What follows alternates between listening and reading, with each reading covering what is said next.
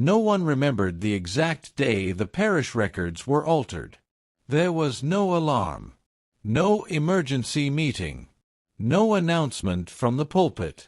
Just a quiet change in ink, one line adjusted in the registry of St. Augustine's Parish in northern Montana. A correction that would sit unquestioned for 2 decades. By the time anyone noticed, 11 altar girls had vanished, a priest was officially dead, and an entire town had learned how to forget. St. Augustine's was the kind of church people described as peaceful. Built from pale stone and weathered timber, it stood on the edge of a pine-lined road where winter arrived early and left late. Generations had passed through its doors, baptisms, funerals, weddings, all overseen by the same familiar figure. Father Adrian Vasile. Before we begin today's chilling story, I want to remind you to like this video, leave a comment, subscribe, and turn on the notification bell so you never miss another true crime story like this. And now, let's dive into one of the most heartbreaking and unsettling story. He was 40 years old in 1990. Soft-spoken, meticulous, a man who remembered names and birthdays. Parents trusted him. Children listened to him. And when he asked for volunteers for altar service, families felt honored. At least, that's how it looked from the outside. The first girl disappeared on a Tuesday evening. Her name was Elena Morrow, 13 years old. She had stayed late after rehearsal, helping Father Vasile organize him books for the upcoming feast day. Her mother expected her home before dark. When she didn't arrive, there was concern, but not panic. Not yet. By midnight, her bedroom light was still on. By morning, her shoes were still by the door. By afternoon, the sheriff had been called. Search teams combed the woods behind the church, then the creek that ran along the old logging road. Volunteers searched barns, sheds, abandoned trailers. Dogs picked up her scent near the parish parking lot and lost it there. 2 weeks later, another girl vanished. Then another. By the end of autumn, 11 altar girls, all between 12 and 15, were gone. No witnesses. No struggle. No bodies. And one constant connection. Every single girl had been personally mentored by Father Adrian Vasile. Parents began to whisper. Not loudly. Not in public. But in kitchens and parked cars, with voices lowered and eyes darting toward the church steeple. The sheriff interviewed Father Vasile twice. He was cooperative. Grieved publicly. Led prayer vigils. Spoke of faith and endurance. Then, in early December of 1990, everything changed. Father Adrian Vasile died. That was the official story. A single vehicle crash on a snow-slicked highway outside Kalispell. His car reportedly slid off the road and struck a tree. The accident occurred late at night. No witnesses. No photographs released to the public. The diocese announced his death within hours. And just like that, the investigation collapsed inward. Without a suspect, the disappearances stalled.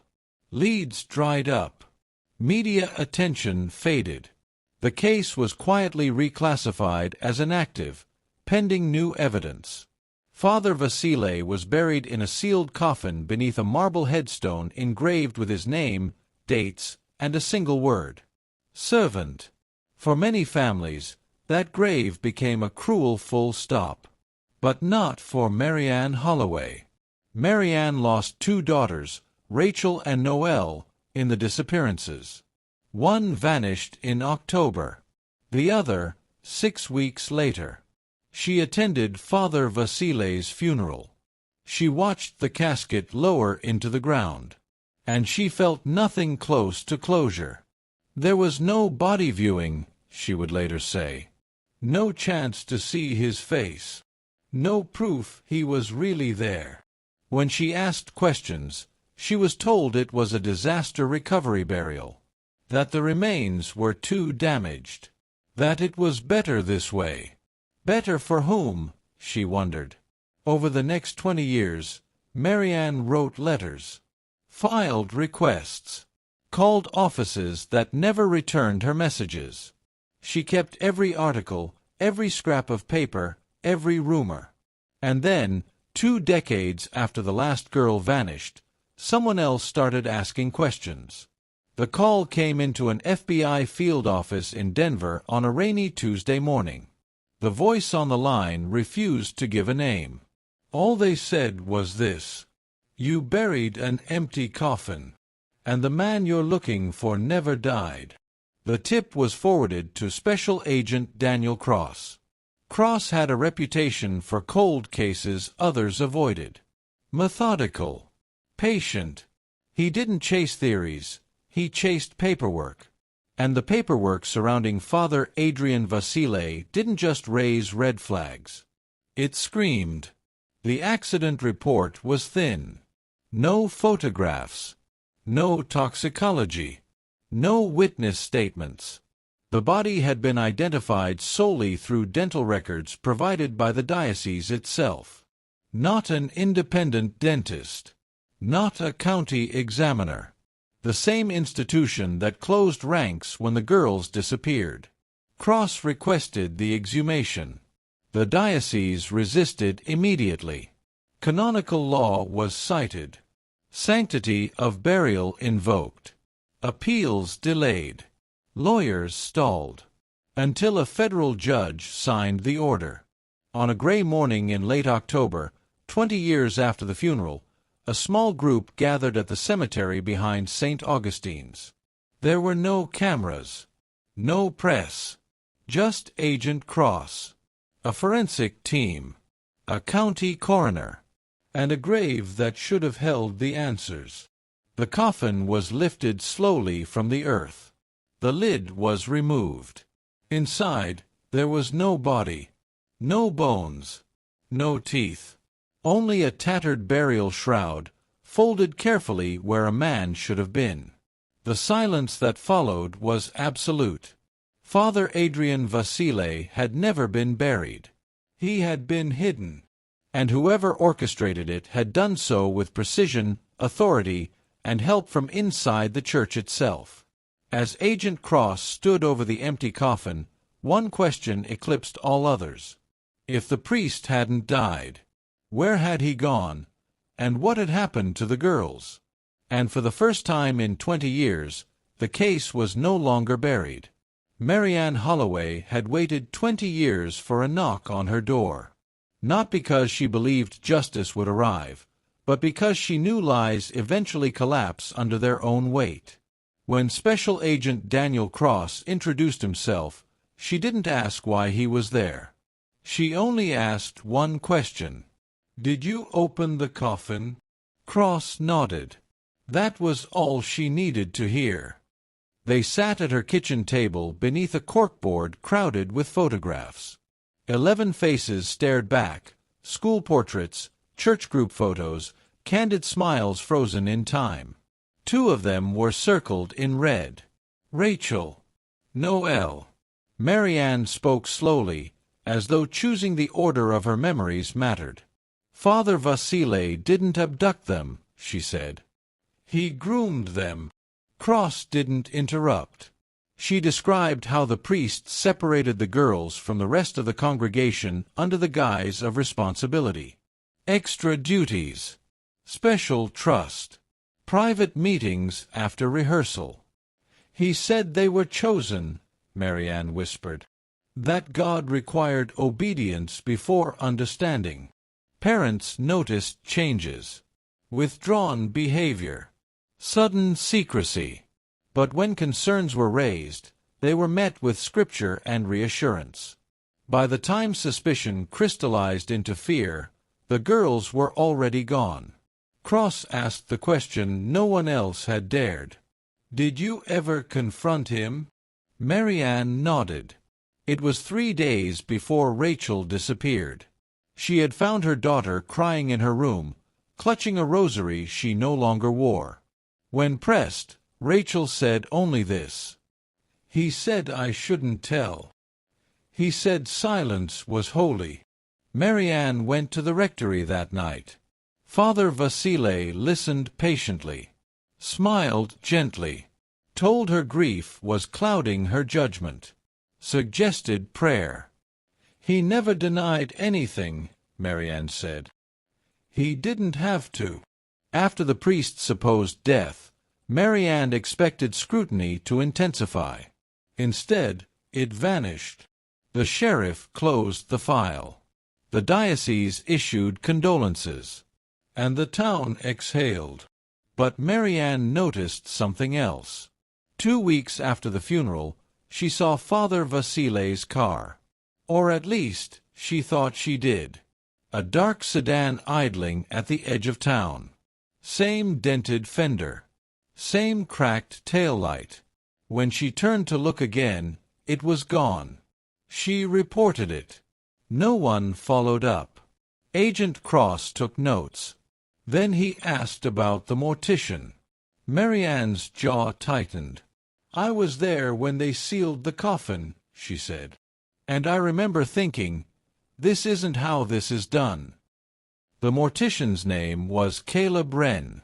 Cross located him 2 counties away, retired, living quietly with his wife. He agreed to speak only after assurances of immunity. Wren's hands shook as he poured coffee. "I never saw a body," he said.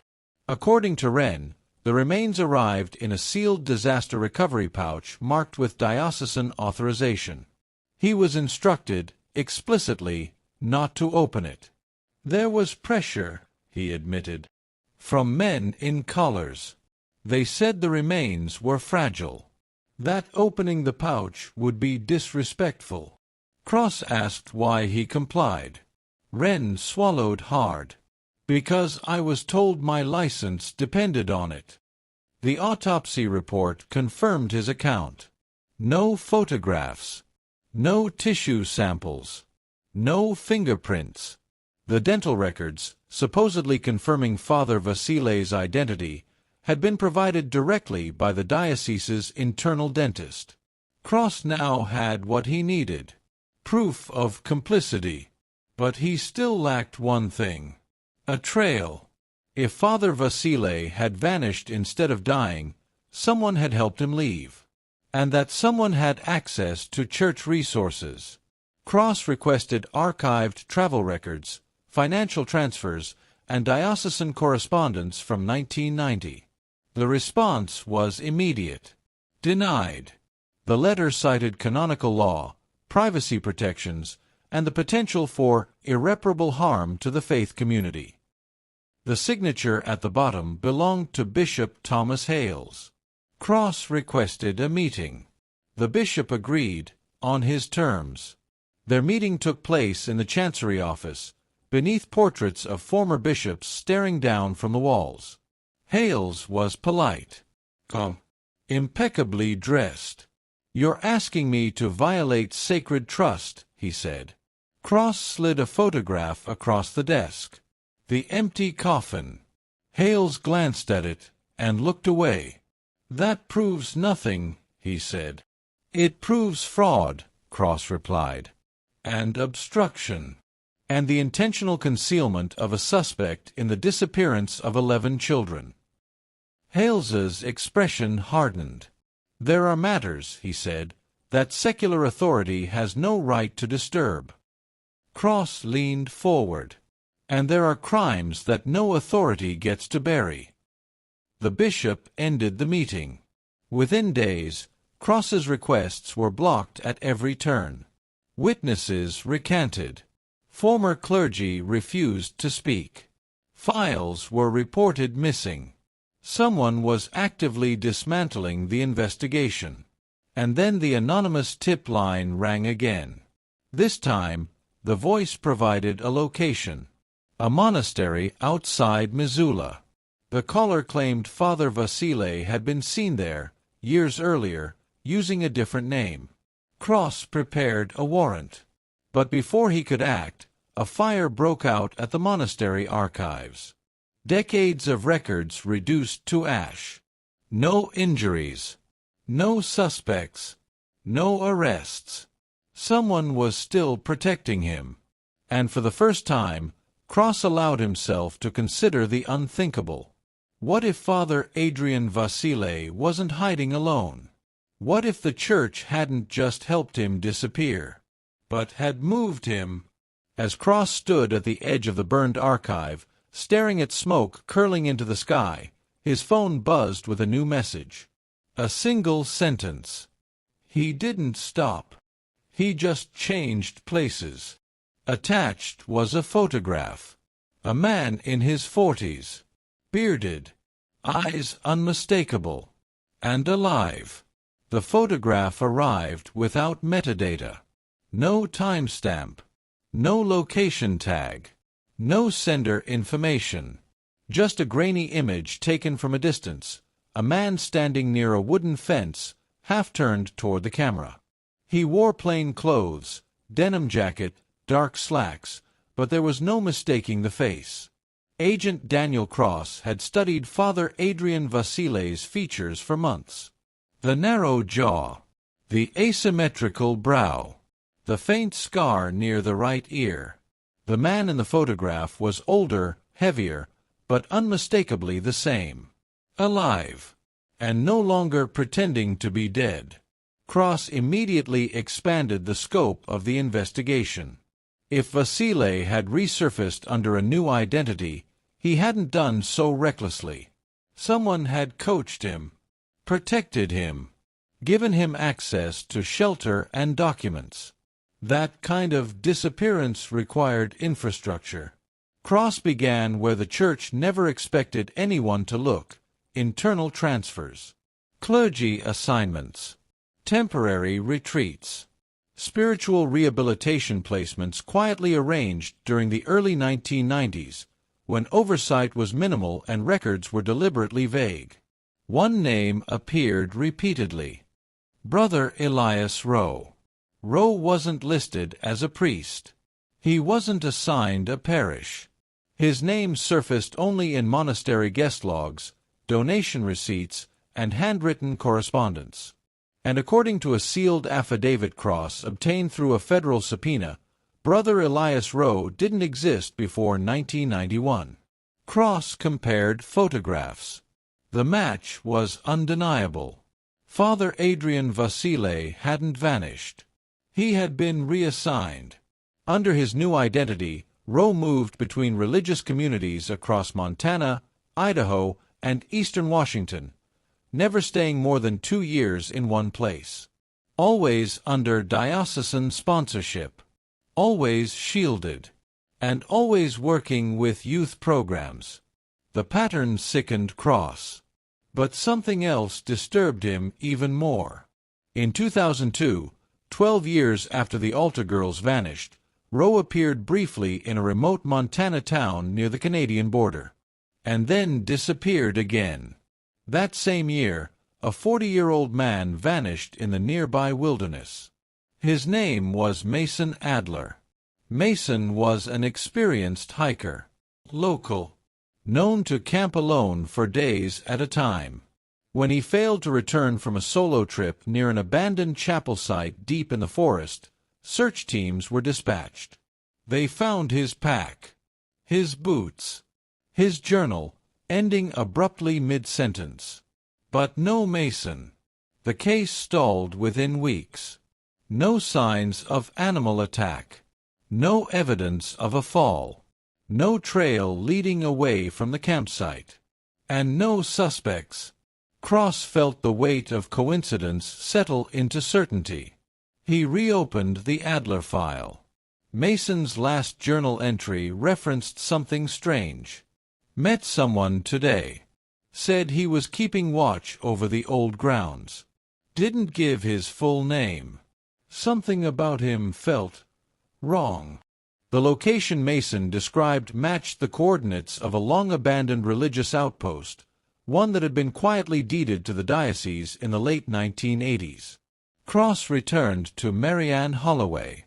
When he mentioned Mason Adler's name, her face drained of color. "I knew his sister," she said. "She used to come to the vigils." Mary Ann had never stopped collecting information.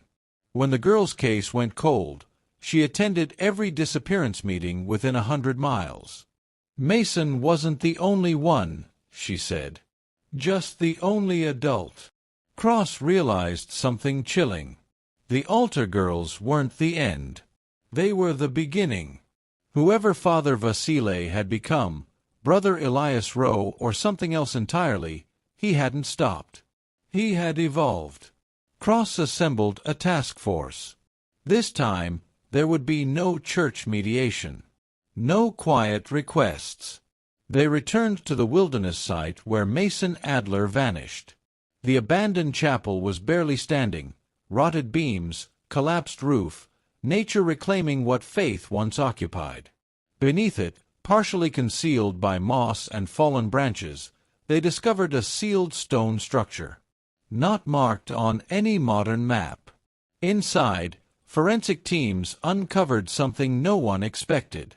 Hollowed wooden frames, candles burned down to stubs, and thick amber residue coating the stone floor. Beeswax. Layers of it. Preserved. Intentional. A forensic chemist confirmed it. Refined, filtered beeswax, used historically for preservation rituals, not construction. Cross felt his stomach tighten. They hadn't found Mason. But they had found the method. The discovery triggered a flood of new leads. Reports surfaced of missing persons near former religious properties, cases dismissed as accidents, disappearances attributed to the wilderness. All male. All between 35 and 50. All last seen alone. And all connected, however faintly, to the church. Cross finally secured another meeting with Bishop Hales. This time, the bishop didn't pretend. "You're crossing a line," Hales said. Cross placed photographs from the chapel site on the table. "You crossed it decades ago." The bishop's voice dropped. "You don't understand what you're interfering with." Cross leaned closer. "Then explain it to me." Hales stood. "There are things done in the name of containment," he said, "to prevent greater harm." Cross froze. "Containment of what?" Hales didn't answer. Instead, he issued a warning. "Stop digging, or you'll make this worse." That night, Cross received a call from his supervisor. The task force was being reduced. Jurisdiction reassigned. Federal involvement questioned. The pressure was unmistakable. Someone powerful wanted this buried again. But Cross had gone too far to stop. He reviewed the photograph one last time, the image of the man formerly known as Father Adrian Vasile. Then his phone rang. An unknown number. He answered. The voice on the other end was calm, measured, familiar. "You should have left me buried," the voice said. Cross's blood ran cold.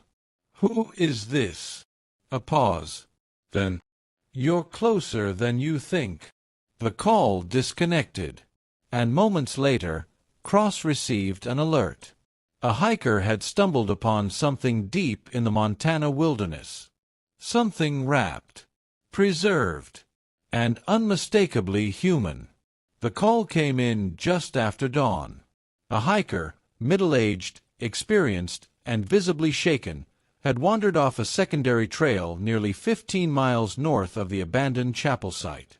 He said he'd followed the sound of insects, a low humming that seemed wrong for the season.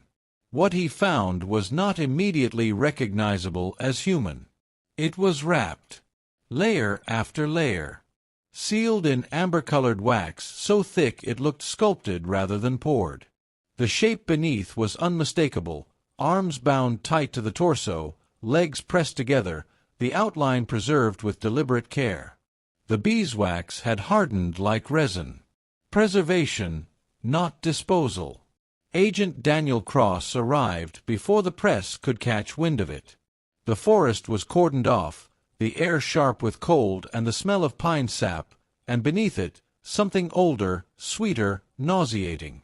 Forensic teams worked in silence. When the wax was carefully removed, the remains beneath were astonishingly intact. Facial features distorted but present. Clothing preserved. Even the fibers of the jacket still visible. Dental records confirmed the identity within hours. Mason Adler. Missing for 10 years. 40 years old at the time of death. The cause was harder to determine. No obvious trauma. No defensive wounds. No signs of restraint beyond the bindings. But the toxicology report told the story. Sedatives. Administered slowly. Repeatedly. Mason hadn't been killed in panic or rage. He had been prepared. The beeswax, forensic experts concluded, served two purposes: preservation and ritual. Cross didn't need a report to understand the implication. This wasn't about silencing witnesses. It was about control. Containment. The same word Bishop Hales had used. Cross returned to Marianne Holloway one final time. She listened without interruption as he described what they found. When he finished, she nodded slowly. "They weren't victims," she said. "Not to him." She stood and retrieved a box from beneath her bed. Inside were photocopied letters she'd received years earlier, unsigned, postmarked from different towns. They all contained scripture. But not comfort. Justification. One line appeared again and again, underlined in careful handwriting. "Preserve the vessel until the corruption passes." Cross felt the room tighten. This wasn't just Father Vasile, Marianne said. He believed he was chosen to decide who needed to be removed. The task force prepared arrest warrants. They traced Brother Elias Rowe's final known identity to a property just outside Helena, a private retreat owned by a shell organization tied to the diocese. But when agents arrived, the buildings were empty. Beds neatly made. Food freshly discarded. A fire pit still warm. And on the main desk inside the retreat house, a single object waited. A jar. Sealed. Filled with beeswax. Inside it, suspended, preserved, was a set of dog tags. Mason Adler's name engraved clearly. It wasn't a trophy. It was a message. Within 48 hours, federal pressure descended hard. Cross's superiors ordered the case narrowed. The church released a statement expressing sorrow while denying institutional knowledge.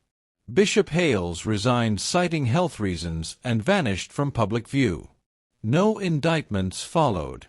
No arrests. The evidence was deemed circumstantial, the trail inconclusive. The official explanation given to the public was brief and hollow. Mason Adler's death was ruled a homicide by an unknown party. The disappearance of the altar girls remained unsolved. As for Father Adrian Vasile, no active warrants, no confirmed sightings, no legal name attached anymore. Only fragments.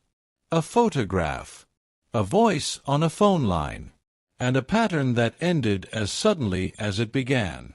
The disappearances stopped. Just like that. Years later, hikers still report strange finds near abandoned religious properties. Wax residue on stone, candles burned too evenly to be accidental, symbols carved into wood and left to weather away. Nothing actionable. Nothing that holds up in court. Agent Daniel Cross retired early.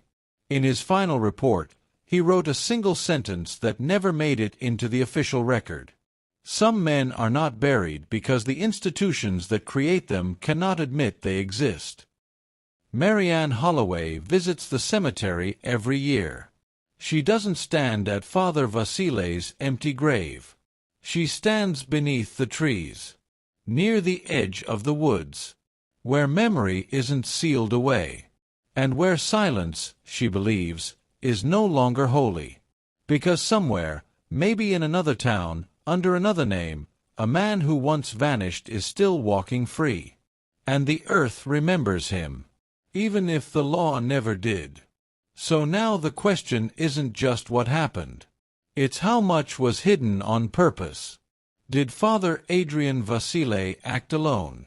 Or was he protected by people who believed burying the truth was easier than facing it? Was Mason Adler chosen because he knew too much? And how many other disappearances were quietly dismissed as accidents, never connected, never investigated? If you were in charge of this case today, where would you look next? What detail do you think investigators missed that could finally expose the truth? Let us know your thoughts in the comments, because sometimes the answers don't come from official reports. They come from people who refuse to stop asking questions. If stories like this matter to you, stories where the missing aren't forgotten, subscribe to the channel and turn on notifications. Because some truths stay buried only if we stop digging.